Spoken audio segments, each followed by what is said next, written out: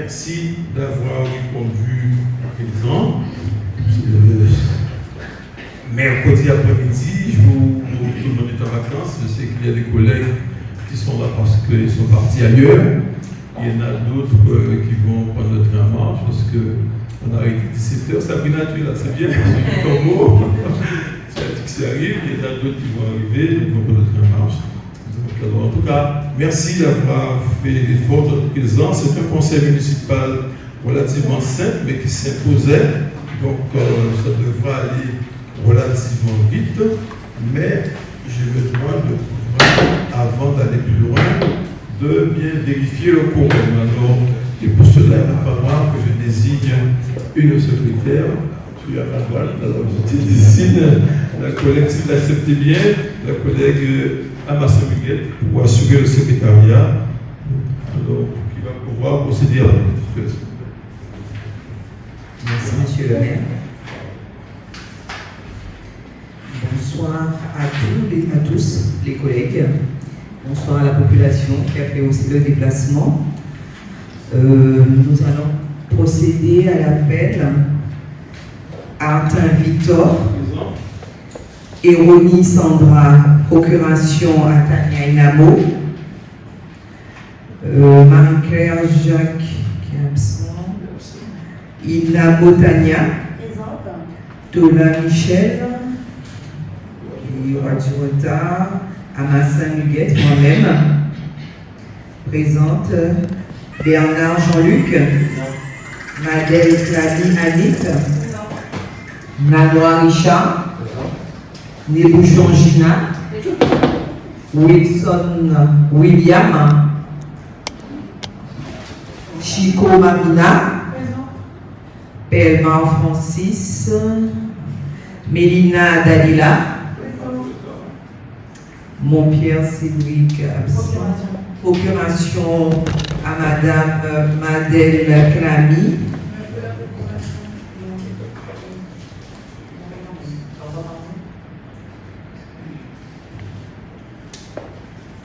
je continue, Hilaire Sabrina, Malbo Chris, Magin Terrasse Willen, La Follée Jean-François, Brouda Alésia, procuration à qui?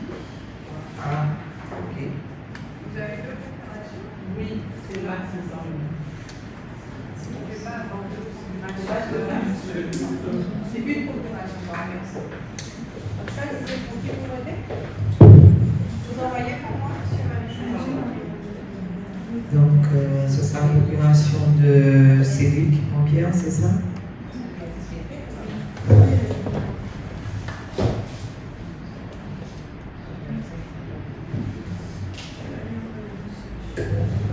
Doupin Hélin, Kisuna Lorena, procuration La Follée Jean-François, Lucien Fred, Sinon Ragava Jani, Sersi Bernard, Foucan Barbe Christelle, Mazepa Max, Minifire Justine, Gustave Anselme. Monsieur le maire. Merci. Au vu des présents et le quorum est atteint, on va pouvoir délibérer valablement. Merci. Comme je vous disais, collègues, c'est 3 questions à l'ordre du jour et ils devront aller relativement vite.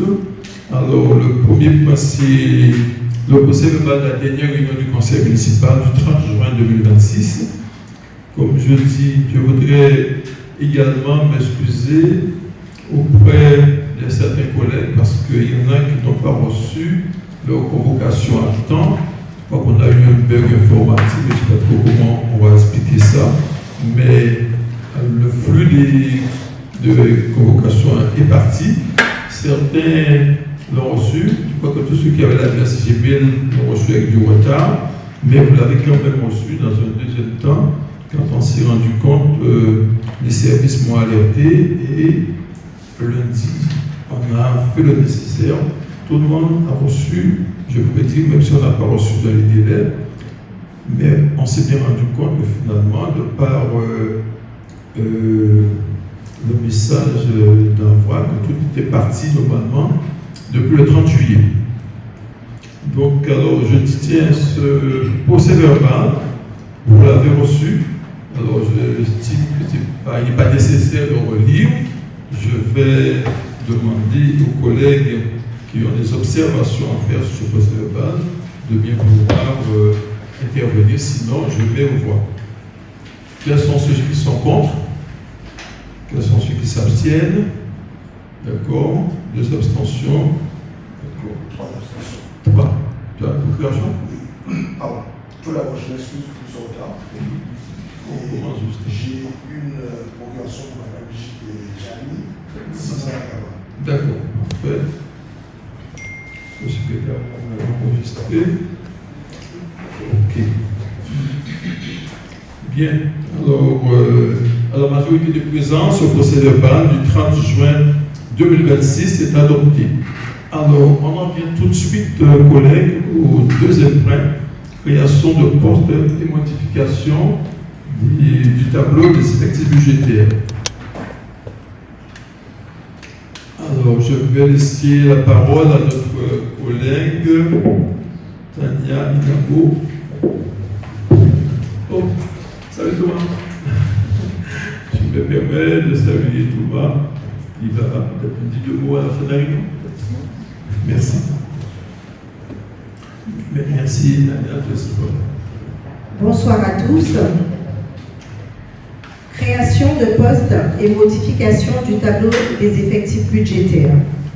Conformément à l'article 34 de la loi du 26 janvier 1984, les emplois de chaque collectivité ou établissement sont créés par l'organe délibérant de la collectivité ou de l'établissement. Dans le cadre de négociations ouvertes avec le syndicat UTC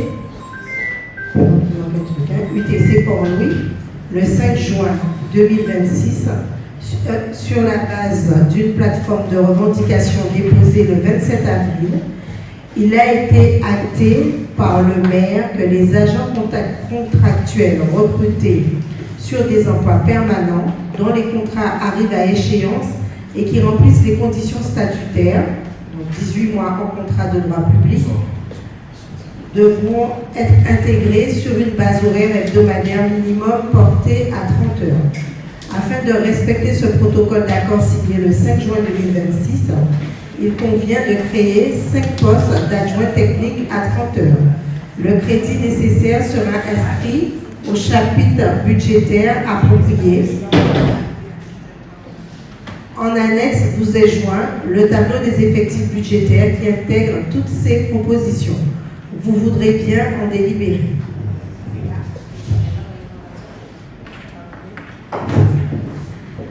Voilà, collègues, cette question présentée sur modification du tableau des effectifs budgétaires. Alors, y a-t-il des questions sur ce point précis de l'ordre du jour? C'est une question simple, collègue, et qui nous a valu des voyages, comme je vous l'ai dit, un préparatoire. Et au nom, il faut juste régulariser une situation de manière à ce que ces agents puissent passer à 30 heures. Donc, juste, je pourrais dire, une formalité administrative qu'on va pouvoir conclure, mais qui devrait passer par le conseil municipal parce que ces postes budgétaires n'existent pas. Il va falloir que le conseil les crée. Des fois, quand il y a des postes déjà créés et qu'on doit passer quelqu'un à 30 heures, à 35 heures, le poste existe, on prend l'arrêté, le maire prend l'arrêté, ça se fait automatiquement. Mais s'il n'existe pas de poste budgétaire, le conseil municipal doit pouvoir se prononcer là-dessus. Voilà. Qui intervient, qui est contre? Monsieur le maire. Oui, pardon. Merci. Encore une fois, bonsoir à tous. Je vous réitère ce soir.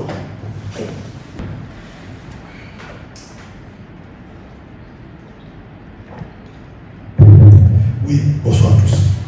Monsieur le maire, avant de mettre au vote cette question, il y a quand même des choses qui nous interpellent. C'est au détour de la note de synthèse que nous apprenons qu'il y a une plateforme de revendication déposée par l'UTC depuis avril.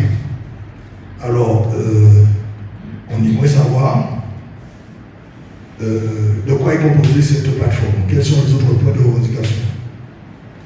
La deuxième question que je poserai, c'est de dire que il y a un accord qui a été signé le 5 juin et on demande de régulariser cet accord-là.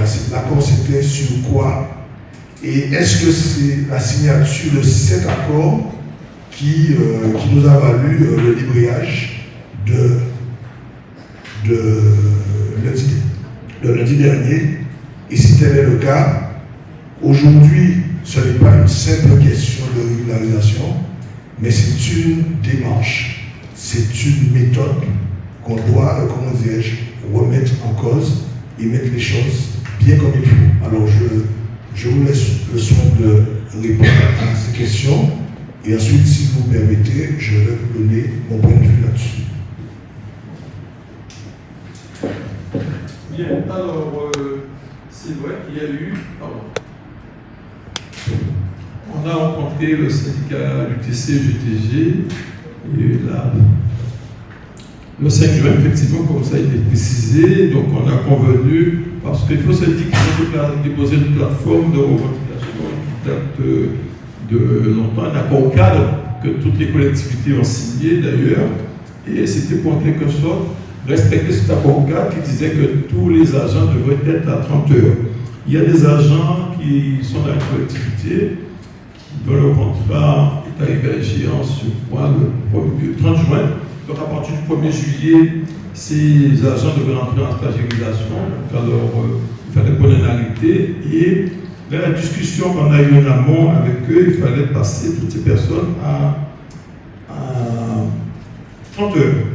Et effectivement, il n'y avait pas de poste budgétaire effectivement à 30 heures, comme je l'ai dit. On n'a pas dit qu'on n'allait pas passer tout le monde à 30 heures, mais ça devait se faire par papier. Et ils ont estimé, c'est bien ça, qui a valu effectivement la manifestation de colère ou de voyage, je peux dire, qu'on a eu lundi dernier.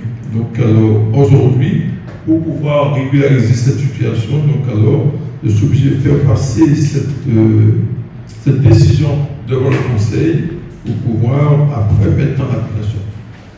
Voilà ce que j'estime être en mesure de vous apporter comme explication, comme réponse à ce jour. Vous permettez que je puisse insister, monsieur le maire? Parce que j'ai entendu votre réponse, mais je ne suis pas satisfait. Alors, pour qu'il n'y ait pas de méprise dans notre intervention, c'est que nous ne sommes pas contre une évolution sociale, statutaire et même de rémunération pour le personnel qui est en place. On ne peut pas s'opposer à cela puisqu'il s'agit de familles pauvrisiennes et d'agents communaux. En revanche, les choses doivent se faire de façon régulière. Et c'est parce qu'elles n'ont pas été faites de façon régulière qu'on s'est retrouvé dans la situation dans laquelle il y a eu le débrouillage vendredi. Que disent les textes? Les textes disent qu'il faut d'abord créer des postes, ensuite créer des postes avec le volume horaire que l'on souhaite raccorder à ces postes, que cette décision doit être inscrite dans une ligne budgétaire et validée par le conseil municipal.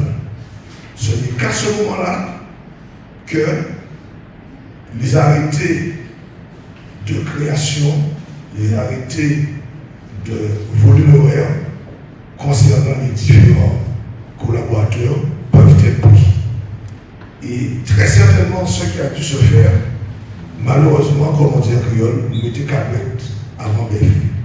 Ce que nous faisons aujourd'hui, c'est ce qui aurait dû se faire avant de signer quelques accords avec l'UTC.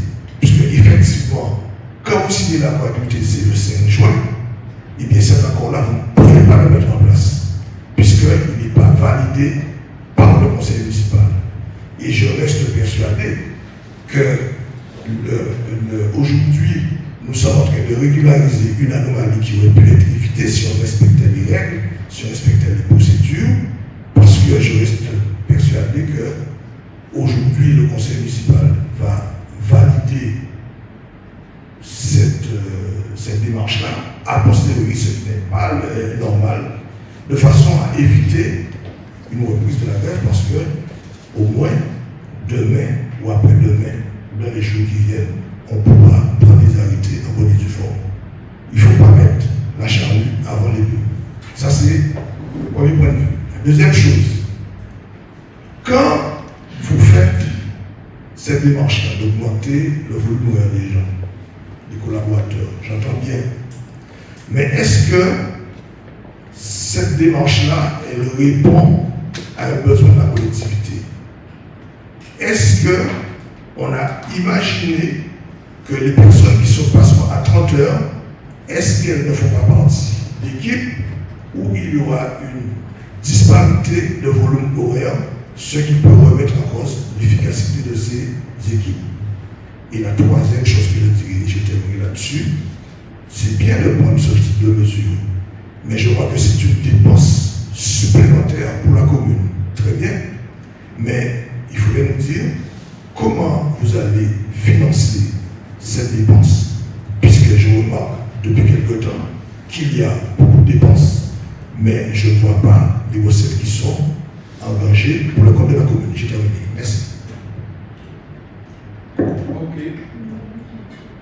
Merci. Merci, collègue Cercy. Y a-t-il d'autres interventions? S'il n'y a pas d'autres interventions, je vais mettre au voir cette question à l'ordre du jour. Quels sont ceux qui sont contre? Quels sont ceux qui s'abstiennent? Merci, collègues.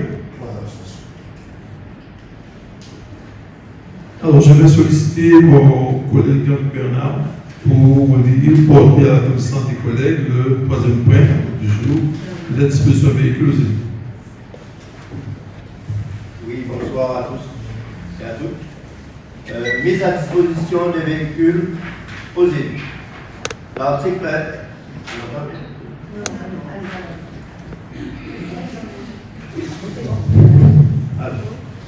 Mise à disposition de véhicules aux élus.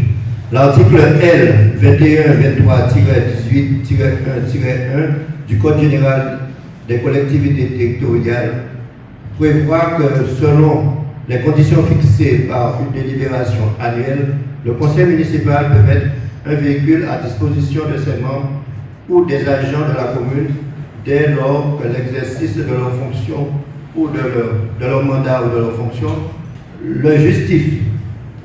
Il convient de distinguer les véhicules de service et les véhicules de fonction. Le véhicule de fonction peut être mis à disposition de manière permanente en raison des fonctions occupées. L'utilisation est exclusive, même en dehors des heures et des jours de service et des besoins de son activité. Cette mise à disposition de véhicules de fonction est un avantage en nature faisant l'objet d'une fiscalisation. Le véhicule de service est destiné aux seuls besoins de service et ne doit en aucun cas faire l'objet d'un usage à des fins personnelles, déplacements privés, week-end, vacances. Le conducteur ne conserve donc pas l'usage de son véhicule au-delà du service, sauf à bénéficier d'une autorisation de remisage du véhicule à son domicile. Les élus ne peuvent pas bénéficier d'un véhicule de fonction, mais d'un véhicule de service. Au regard des fonctions exercées par le maire et des nombreux déplacements qu'elle impose, et ce, chaque jour de la semaine, il est proposé de mettre à disposition du maire un véhicule de service selon les modalités suivantes. Périmètre de circulation, toute la Guadeloupe. Horaire et jour d'utilisation 24 heures sur 24, du lundi au dimanche, soit 7 jours sur 7. Et restitution du véhicule si plus de 15 jours d'absence consécutive au service. Mise en place par la commune, prise en charge par la commune des frais de carburant, des frais d'entretien et d'assurance, des frais de révision et tout autre frais afférents aux véhicules concernés. Il est précisé que le maire ne pourra faire usage d'un véhicule privé, usage privé du véhicule, mais qu'il est autorisé à le remiser à domicile. Il est encore précisé que le véhicule pourra être conduit par un chauffeur de la ville afin de faciliter les déplacements du maire. Par ailleurs, les élus ayant une délégation peuvent également bénéficier de la mise à disposition de véhicules de la flotte de la ville pour tout déplacement dans le cadre de leurs fonctions sous réserve de disponibilité selon les modalités suivantes.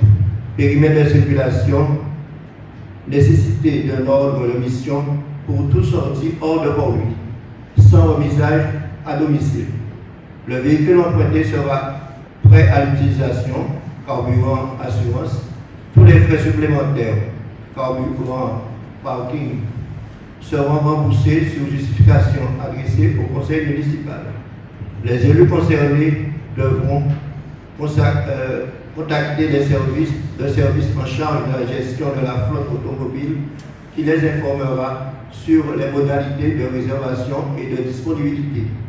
Il est précisé qu'il ne pourra pas faire un usage privé des véhicules de service. Vous voudrez bien en délibérer. Merci.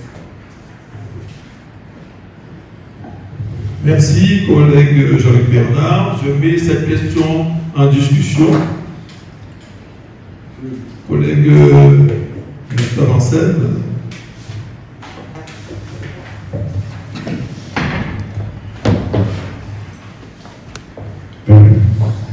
Merci, monsieur le maire, merci. L'article L2123-18-1 règle effectivement les conditions dans lesquelles l'Assemblée délibérante peut mettre à disposition un véhicule de service à la disposition en particulier des élus et du maire. En lisant la note des services, je vous avoue, monsieur le maire, je ne peux m'empêcher d'émettre quelques observations. La première notion que nous jugeons vague, celle de nombreux déplacements. Votre note ne précise pas lesquels et leur fréquence. Quelles sont les obligations qui exigent que le maire dispose d'une voiture 24 heures sur 24, 7 jours et 7 jours sur 7. Nous pensons que la nécessité d'organiser la voiture chez vous suppose que vous devez partir le matin très tôt. Donc, que les services ne sont pas ouverts, vous ne pouvez pas récupérer la voiture. En conséquence, vous pouvez la organiser chez vous. Dans ces cas,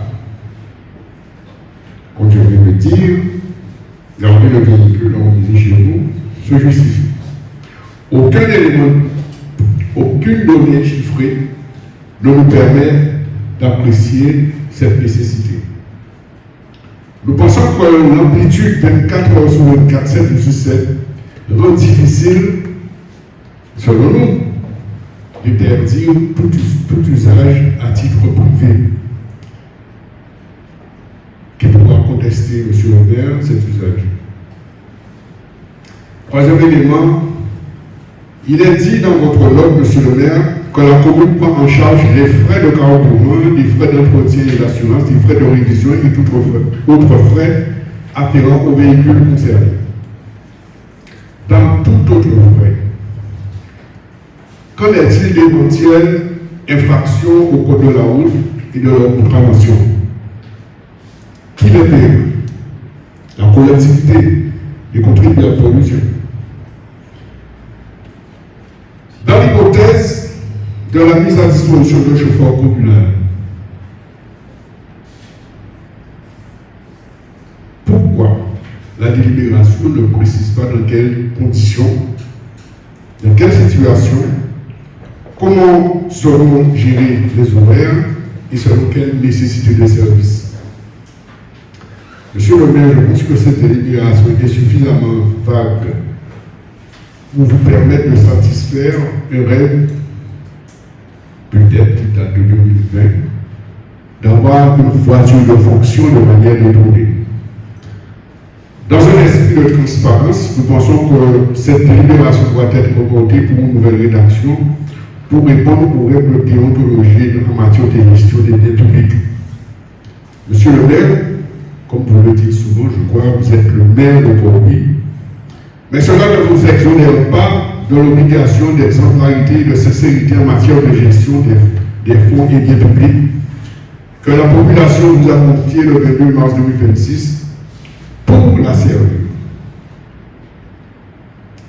Cette délibération souffre de l'absence de certaines données.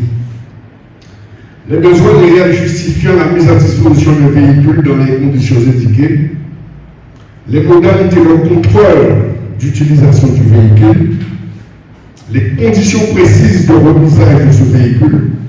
Pourquoi, quand cela n'est pas nécessaire, vous gardez le véhicule? Pourquoi donc ne revient-il pas tout simplement dans le parc de la commune? Quatrièmement, la délibération précise clairement les frais pris en charge par la collectivité. Fournir la liste limitative des frais pris en charge par la collectivité. Les modalités du contrôle annuel du conseil municipal, puisque, monsieur le maire, il s'agit par conséquent de frais que la collectivité aura supportés. J'imagine et j'espère que vous comprendrez qu'il sera important pour le conseil municipal de pouvoir mesurer ce que coûte à la population une voiture de service mise à votre disposition. Sachant que c'est une délibération qu'il faut renouveler chaque année, j'espère que lors du renouvellement de cette délibération, vous pourrez fournir ces éléments.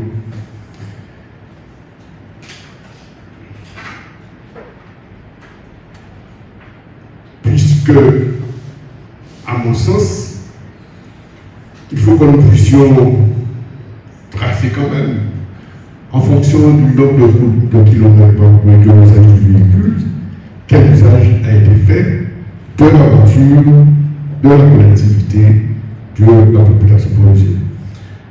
Je pense que le conseil municipal, composé de personnes volontaires et soucieuses de la protection des biens publics, je pense que ce conseil municipal gagnerait à traiter correctement cette question de manière à faire sien cet adage qui dit servir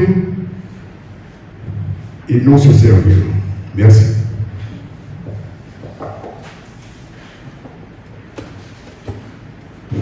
Merci, collègue Gustave Ancel. Donc, alors, je crois que je pourrais prendre la population pour lui à témoin. Et Victor Artin ne s'est jamais servi et ne se servira jamais. Et j'ai gardé cette voiture-là à dessin, je savais que j'aurais eu, je ne savais pas que cette fois qu'il aurait eu à faire cette intervention, je savais que j'aurais eu une intervention de la sorte. Parce que quand on avait fait l'acquisition de cette voiture même, en 2019, on m'a fait monter des démarches de Montverguen pour cette voiture-là même. Alors, en servant sur toi, des propos que tu as tenus, de ce même propos je peux tenir. Et je dis ça parce qu'on a une média, c'est-à-dire que la Guadeloupe entière, en Port-Louis, dit assez mais Port-Louis. En fait, c'est mais à tout le monde Port-Louis, oui, ça je le dis, mais Port-Louis, mais oui. J'ai été bien une première fois, j'ai été bien une deuxième fois. Mais non. C'est mais à tout, pour lui, ça veut le dire. Mais ce vouloir être meilleur depuis pour utiliser une voiture, non. Pas Victor. Pas Victor. Quelqu'un d'autre peut-être. Je ne ferai pas l'étalage de toute utilisation qu'on a eu des voitures communales dans le passé. Je ne ferai pas l'étalage de ça ici. Je m'attendais vraiment à ça. Je m'attendais vraiment à ce débat-là. On a eu à échanger au soir en long et en large cette question-là avec mes collègues.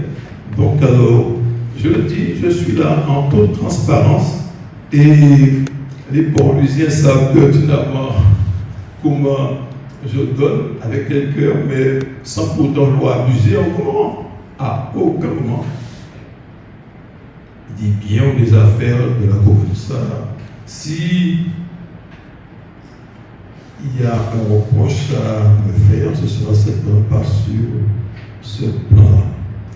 Et comme je dis, tiens, ici c'est un espace de débat. J'aime bien que ce soit un espace de débat, mais pour ne pas polémiquer, je préfère encore en rester là, parce que j'aurais eu plein de choses à dire sur l'utilisation de biens publics, sur l'utilisation qu'on a fait des véhicules, d'autres biens dans le monde. Mais cela dit, je retiens très sérieusement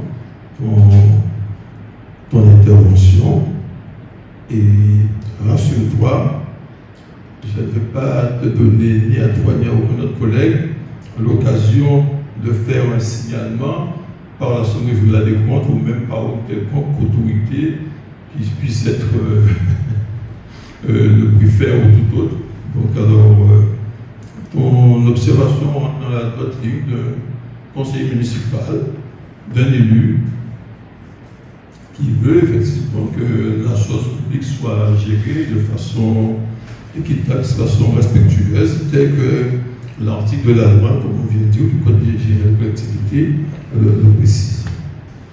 Donc voilà ce que je voudrais dire en l'état, mais je voudrais te dire également, je ne vais pas ajouter cette question-là, je vais la soumettre telle qu'elle à l'approbation des collègues. On en a suffisamment débattu hier soir, pas plus que celle-là que la première question également. C'est pourquoi il n'a pas pris la peine de répondre à mon collègue Bernard Sassi, parce que ce qu'il a dit là, donc les collègues l'ont entendu également.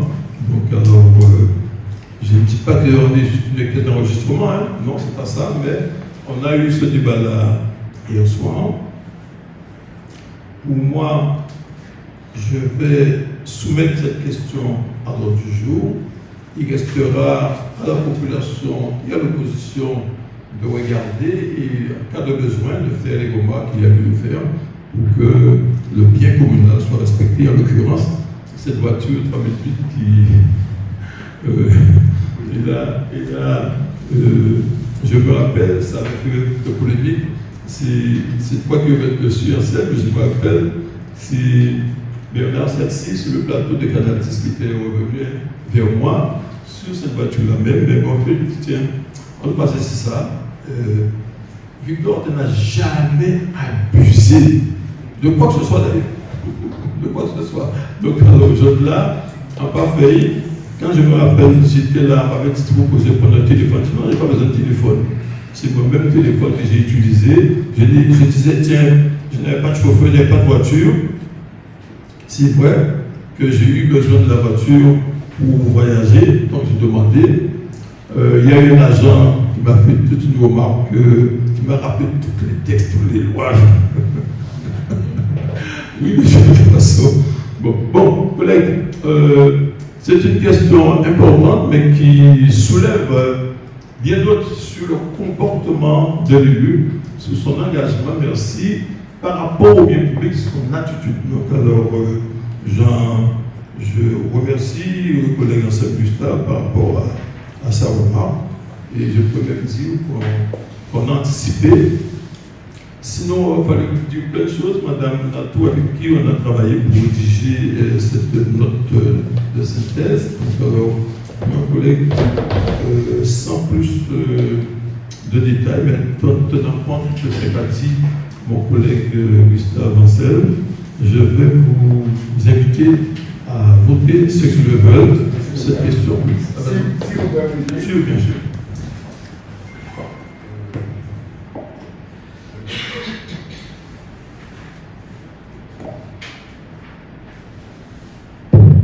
Bon, si vous me permettez, je pense que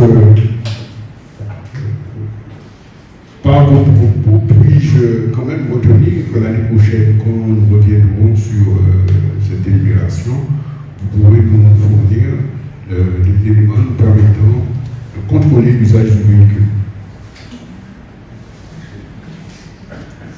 Je suis désolé, monsieur. Je suis conseiller de la ville de Bordeaux. Je suis.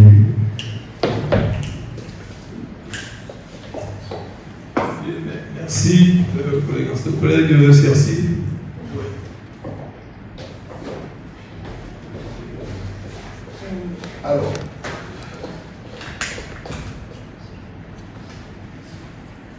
Alors, cette question-là, comme la première question le premier point qui a été évoqué, a suscité des questions précises et je me rends compte qu'il n'y a pas de réponse apportée aux demandes de précision de M. Gustave, ni aux questions que j'ai posées tout à l'heure, et que de toute façon, quel que soit ce que nous dirons, vous avez la majorité, effectivement, vous passez au pouvoir, et les questions sont traitées de cette façon-là. Et le conseil municipal n'est pas le lieu de débat comme vous le prétendez, parce qu'il ne s'agit pas de faire de l'obstruction, il ne s'agit pas de faire un débat pour faire un débat, mais il s'agit de poser un certain nombre de situations parce que l'activité communale, la gestion communale est encadrée par des règles, des procédures et par des lois. Et autant que faire se peut,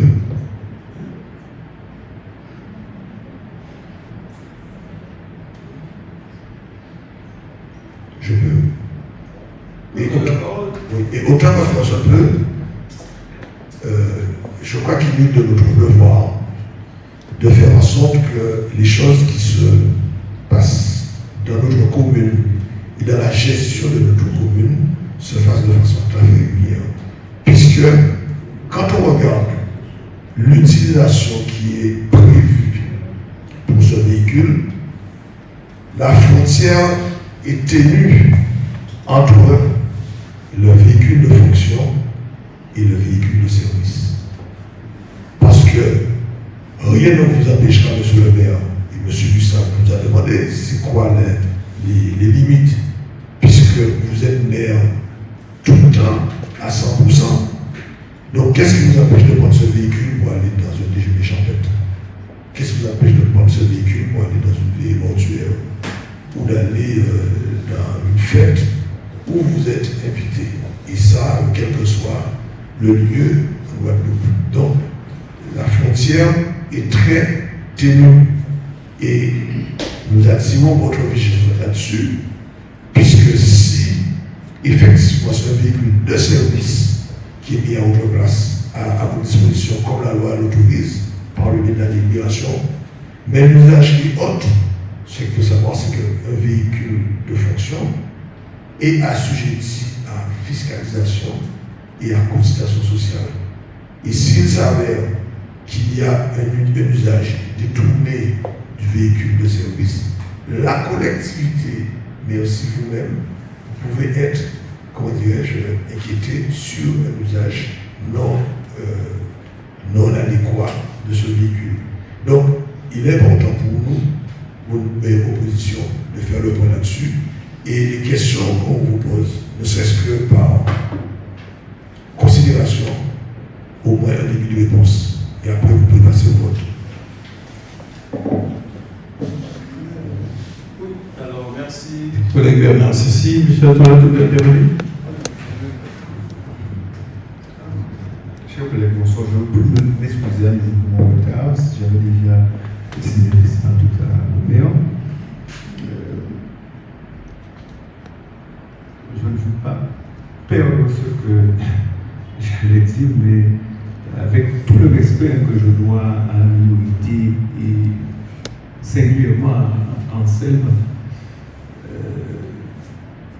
et comme le leur a dit, vous êtes dans le droit fil de votre rôle d'opposant. Mais sincèrement, s'attarder sur une question pareille, je suis étonné. Non, sincèrement, je suis étonné parce que, d'ailleurs, le contrôle même que vous demandez, vous le faites. Et comme M. Sersi dit, ouais, qu'est-ce qui empêche que le maire prenne une voiture pour aller dans un échappette, etc. Je connais très bien Victor Arte, je ne parle pas du maire.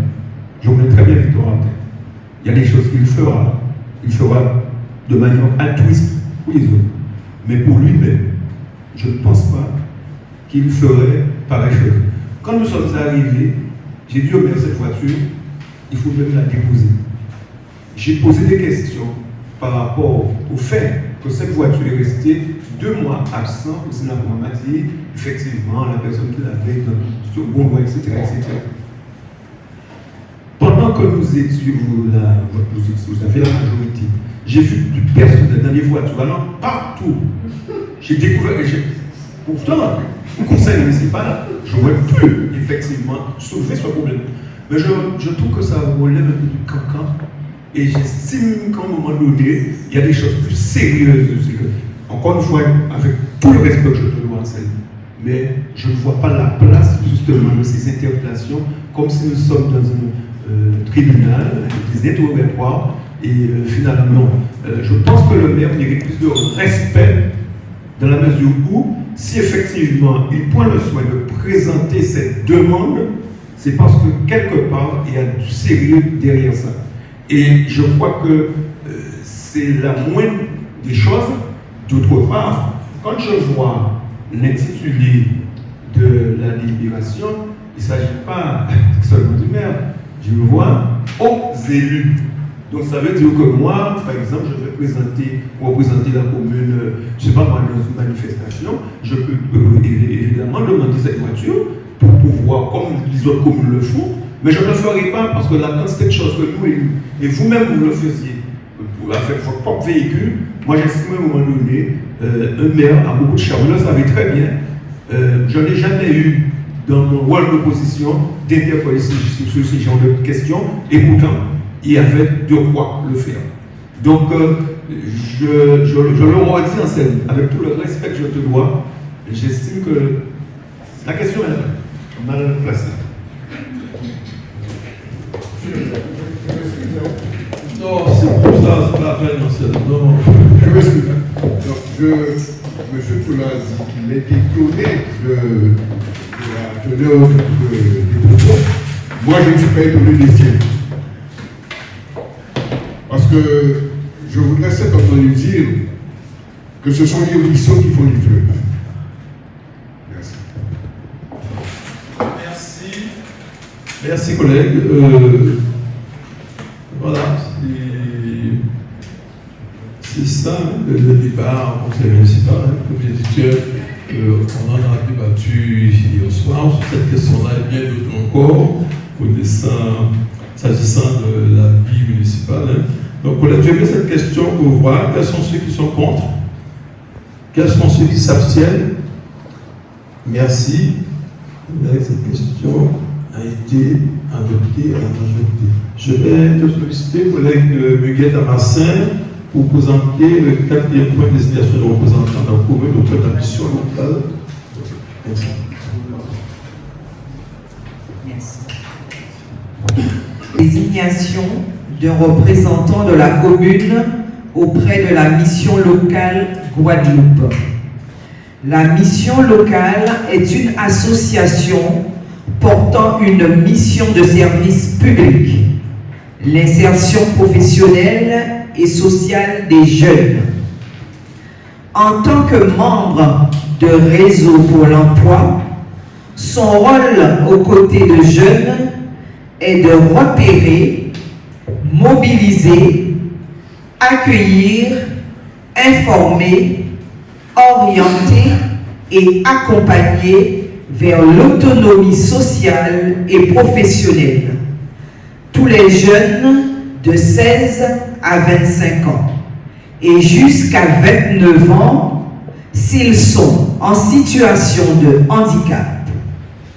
Son accompagnement couvre plusieurs thématiques telles que l'emploi, la formation, la santé, le logement, la mobilité, la citoyenneté, le sport, les loisirs et la culture. Elle permet aux jeunes de bénéficier d'aides financières adaptées en fonction de leur situation personnelle. Son rôle aux côtés des employeurs est d'appuyer les employeurs dans le recrutement, l'intégration et le maintien en emploi des jeunes, en développant des partenariats solides leur permettant notamment de bénéficier des mesures financières d'aide à l'emploi des jeunes. La commune de Port-Louis étant membre de la mission locale Guadeloupe, il convient de désigner un représentant titulaire et un suppléant pour siéger à l'Assemblée générale. Merci, collègue Muguette Marcel. Alors, il s'agit de délibérer sur cela, cette question. Alors, la mission locale, vous connaissez, c'est important pour notre territoire, pour notre pays, compte tenu de la situation sociale, la situation précaire dans laquelle vivent certains. Alors, je vais vous proposer de nous représenter à la mission locale la collègue Tania Inamo et comme suppléant la collègue Gina Desbouchons. Mais auparavant, si vous avez des questions sur ou des interrogations sur la mission locale, vous avez la possibilité d'intervenir. S'il n'y a pas de questions, Tania, tu n'as pas quelque chose à ajouter pour la gouverne des collègues? Merci, la note de synthèse est suffisamment claire. Collègues, je vais vous voir cette question. Quels sont ceux qui sont contre? Ceux qui s'abstiennent? Collègues, c'est adopté à... Pardon, autant pour moi, d'accord. Donc, 3 abstentions plus une procréation, c'est ça? Ça fait 4, d'accord. Merci, collègues. Donc, alors, on en vient au terme de cette réunion. Pardon. Oui, d'accord. Je disais, ça a été adopté à l'unanimité, sauf les membres de l'opposition qui ont... La majorité, pardon. La majorité, bien sûr. Les collègues de l'opposition, ils ont une procuration. Donc, 2 procurations, c'est ça. Comment? C'est ça, absolument, c'est ça. Ah, oui, c'est bien. Collègues, je veux lever la séance, mais je dis, tiens, il y a parmi nous un maire qu'on m'a présenté qui est de la région de Nantes. Je vais le laisser au micro, il va nous faire un petit salut. Il est en vacances à Port-Louis et il nous a fait l'amitié de venir, il m'a fait l'amitié de venir me saluer. Et là, je l'ai invité à venir assister à notre conseil municipal. Thomas, tu peux venir. Et je te laisse au soin de te présenter le conseil municipal de Port-Louis. Merci. Bonjour à tous. Alors, excusez-moi, j'ai un peu la voix cassée due aux élections, notamment à la campagne électorale. C'est vrai en plus. Je viens de repérer des campagnes locales. C'est triste. Hein. Bonjour à tous. En effet, voilà, je suis en vacances depuis 2 semaines maintenant à Port-Louis, puis plus globalement à la Guadeloupe. C'est la 3e fois que je viens ici. Et puis, en fait, je réside dans la maison d'une amie en fait, qui faisait partie du conseil municipal donc, de la ville de Saint-Sébastien-sur-Loire, dont je suis maire. Saint-Sébastien-sur-Loire, c'est une ville limitrophe au sud de Nantes, qui fait 29 000 habitants et qui fait partie de la métropole nantaise, qui représente 700 000 habitants, la métropole nantaise à peu près. Et donc, une ancienne collègue amie conseillère municipale avec moi est originaire de Port-Louis. Et donc, voilà, elle m'a proposé de venir passer quelques jours dans sa maison, et c'est avec plaisir, parce que ici, l'eau est chaude, il fait beau, on est bien. Enfin, voilà, je passe un super moment depuis 2 semaines, et puis donc j'ai eu l'occasion de croiser monsieur le maire, Victor, il y a 2-3 jours, qui m'a proposé de passer au conseil municipal. J'avoue que j'ai dit, je sais pas, parce que je devais aller au marché au moule, qu'il devait y avoir plusieurs trucs. Et puis finalement, voilà, et ça me fait très plaisir. Voilà, un petit salut, et puis je vois que les débats sont animés. Tous les conseils se ressemblent. Non, c'est vrai, c'est important en fait, parce que c'est les moments, c'est ici qu'on doit s'exprimer, qu'on soit d'accord ou pas d'accord. C'est justement, c'est ce qui permet la démocratie et de pouvoir avancer. C'est des moments importants. Et donc voilà. Donc moi, j'ai pas beaucoup de choses à ajouter. En tout cas, merci. Et puis bon travaux, parce que la vie d'élu municipal n'est pas facile. Moi, je suis à mon 4e mandat. Alors, c'est donc que j'avais jamais envisagé d'être maire, pas du tout. Hein. J'ai commencé comme adjoint en 2008, quand j'avais 25 ans. Et puis, de fil en aiguille, adjoint au sport, premier adjoint en finance. Et puis, l'année dernière, en fait, j'ai le maire de ma commune, de la ville, qui a démissionné. Et donc, je me suis retrouvé à être maire au mois de mai 2025. Et puis, je me suis représenté avec mon équipe. Et puis, on a eu la chance nos habitants nous ont fait confiance. Donc, c'est reparti pour un tour. Et puis, on verra bien après la suite. Voilà, en tout cas, merci beaucoup. Et puis, bon courage pour tous les travaux. Et je vous félicite parce que nous, on a fait un conseil le 29 juin. Et maintenant, on en fait un fin septembre. Juillet, août, il se passe rien chez nous. Merci en tout cas. Ça, c'est la situation. Merci. Alors, on va peut-être faire une petite photo tout à l'heure, parce qu'on n'a pas eu. En tout cas, merci. Il est hébergé là, oui, Miyan Makeba, tout près de chez toi. C'est ton voisin, voilà, bien sûr. Ok, bien, merci encore. Et puis, ça, bon séjour, je crois que tu repars samedi, tu m'as dit. C'est ça, d'accord. Alors, collègues, je crois qu'on a fait le tour. Merci, j'ai voulu porter cette question, mais c'est vrai que c'est ça, la vie municipale. Hein. Je crois que mes jeunes collègues, mes nouveaux collègues vont apprendre, et puis ça, c'est bien d'avoir ce genre de débat pour vous permettre de comprendre effectivement le rôle de l'opposition, et puis ça, demain, comme dit collègue Borodier, demain peut-être que c'est lui qui est là et lui qui est de l'autre côté, donc alors, il faut se mettre dans tous les schémas possibles et imaginables, parce que voilà, c'est ça la vie démocratique, c'est la vie dans la cité. En tout cas, merci collègues, et puis ça, je vous souhaite de passer de bonnes vacances. J'espère que notre prochaine réunion. Tu voulais dire quelque chose, Max? Oui. C'est juste une petite parenthèse. L'autre jour, nous avons tous vu à la télé qu'il y a eu l'attitude d'un cycliste qui voulait porter les couleurs de la Guadeloupe. Et je crois que les gens ont été outrés de voir pourquoi une telle expression n'a pas été rendue possible. Et moi, en tant que Port-Louisien, je me pose la question, pourquoi le drapeau, l'emblème, n'est plus sur notre fronton de la mairie? Les gens se posent aussi la question, mais pour lui, il y a un drapeau, tu vois? Donc, je me pose la question ici. Hein, c'était une expression. Nous étions ensemble à Petit Canal dernièrement lorsqu'on posait la question statutaire. Hein, et on avait parlé de cet emblème, ce drapeau, hein, qui entrait dans les mœurs, des habitudes, qui n'était plus une menace pour quiconque, mais qui entrait dans une forme d'apprivoisement. Et je crois que le fait que ce drapeau ait disparu, est-ce que c'est une perte de la conscience ou que c'est une façon d'affirmer votre non-adhésion alors que vous sembliez y adhérer? Je pense que la chance qu'on a à Port-Louis, mon Nantais qui est ici, je connais les anneaux de la mémoire à Nantes, je sais qu'est-ce qui est véhiculé à travers justement ces anneaux de la mémoire, ce bateau qui rappelle la conscience des esclaves. Et quand il y a une telle revendication de cette commune anticolonialiste, le maire communiste, je vous le rappelle, le de Nantes, mon camarade Michel est fils, ça veut dire que c'est une commune engagée, composée d'anticolonialistes. Alors si nous taisons cet engagement, cette appartenance port-louisienne, le record d'un maire à Port-Louis était 44 ans, il était communiste. J'ai cru après qu'il était apparenté communiste. Ça veut dire qu'il y a une histoire dans cette commune.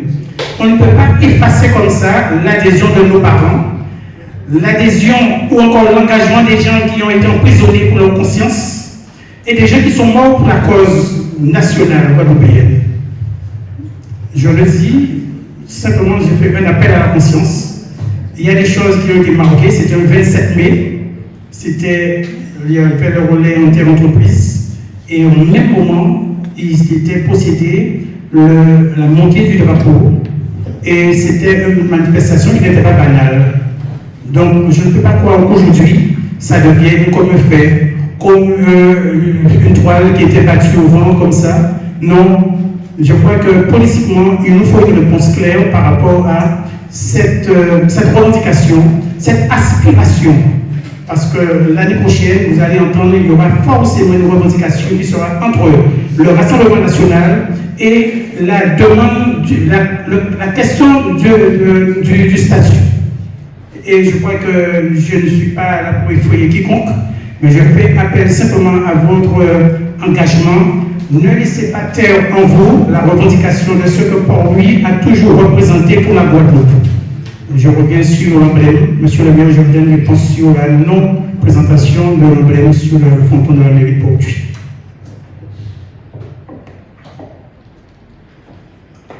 Oui, alors si, bonne question. Alors, pour ne pas l'oublier, j'en ai pas parlé encore à mes services, et je pense à Madame Natou quand j'ai dit ça. Je ne sais pas vous faire des questions. Alors, l'année prochaine, tu as fait allusion à Charlotte Riche qui a été maire communiste pendant 44 ans, et puis après tu as ajouté qu'il était apparenté communiste. Charlotte Riche a été communiste, il a payé ses cotisations au Parti communiste guadeloupéen, même après qu'il ne soit plus maire. Je sais que tu n'es pas historien, mais tu aimes beaucoup l'histoire, d'ailleurs tu l'as rappelé là à l'instant. Donc, c'est pour les jeunes qui sont là, ceux qui sont là, la population présente, et je tiens les Guadeloupéens qui nous regardent à travers les médias. Alors, pour revenir à ta question, alors, je m'en veux un peu de n'avoir pas suivi cette question-là jusqu'au bout. Alors, un lundi, j'ai la date à mon bureau, et j'étais sur le balcon, et je vois le drapeau, mais très effrité. Très effrité, comme d'ailleurs, et je dis, tiens, il va falloir, dorénavant, qu'on demande à un couturier de refaire, de recoudre, je peux dire, le bout des drapeaux, parce que le vent le déchire avec le vent, ça s'effiloche, et puis ça, et c'est pas bien. Donc, alors, c'est peut-être bon de reprendre la couture pour pouvoir renforcer le bloqué pour que ça ne puisse pas s'effriter. Alors, c'était dans cet état-là que c'était, en disant rappelons plus de tort des voiles de parcours guadeloupéens sur le mal d'Amérique en état là ça.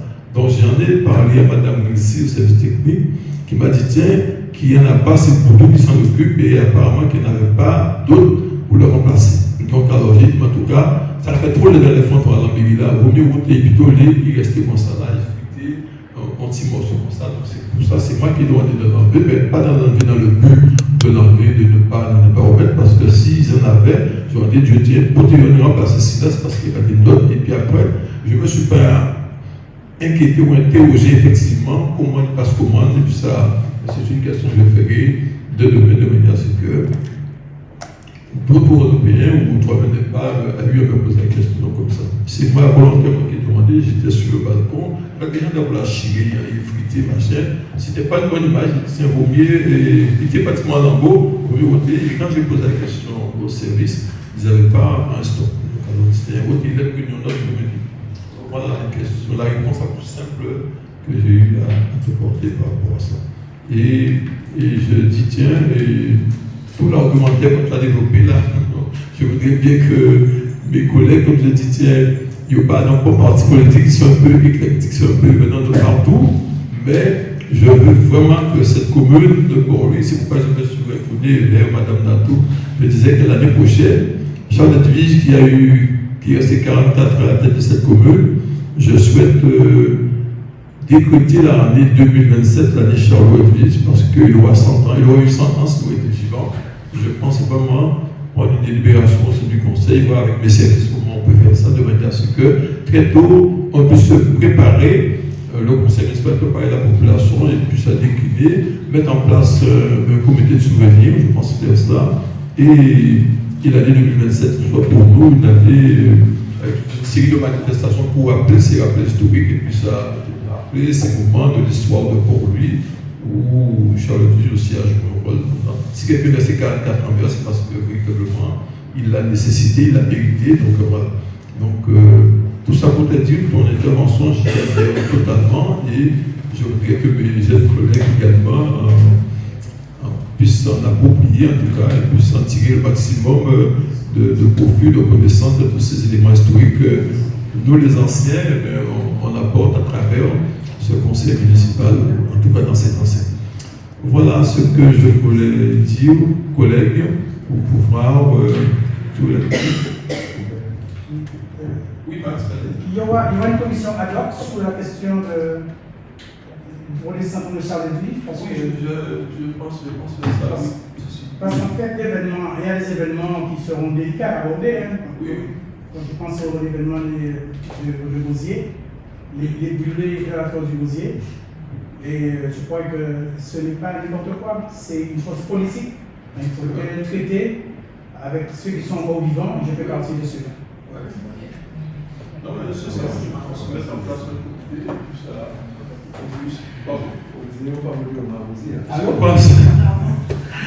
Je pense véritablement mettre en place un comité de souvenirs et puis ça. Et quoi qu'on dise, je pense très fortement à cet esprit de réconciliation pour les yeux. Chaque monde peut rester. Max, j'ai déjà évoqué cette question-là avec toi, et je le pense très sincèrement qu'on va dire à la fin de cette mandature, en guise de 75-76 ans, je crois que finalement, il faut que si on peut pour lui rester qui mauvais, comment trouver la peine d'avou. Il faut vraiment que je puisse travailler à construire quelque chose de manière à ce que je puisse se donner la même. Moi, je vais dire, on se met à tourner aujourd'hui. On ne peut pas d'accord avec le monde, on ne peut pas avoir la même orientation que le monde, mais on veut vraiment que nous puissions parler de trop petit commune à 6 000 habitants, 6 000 nous, toute famille quelque part. Nous, toute famille des amis. On doit pouvoir se parler tout en gardant effectivement ses convictions. On doit pouvoir se parler, s'entendre et construire cette commune-là pour le meilleur de nos enfants. Parce que, comme tu disais, Max, ce n'est pas la France qui est devant nous. Il n'est pas devant nous du tout. Et qui est de nous avec.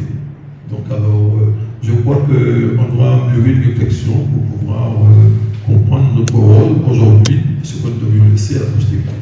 Merci, collègues. En simplement arrivé. Merci, collègues. Merci, je déclare la séance.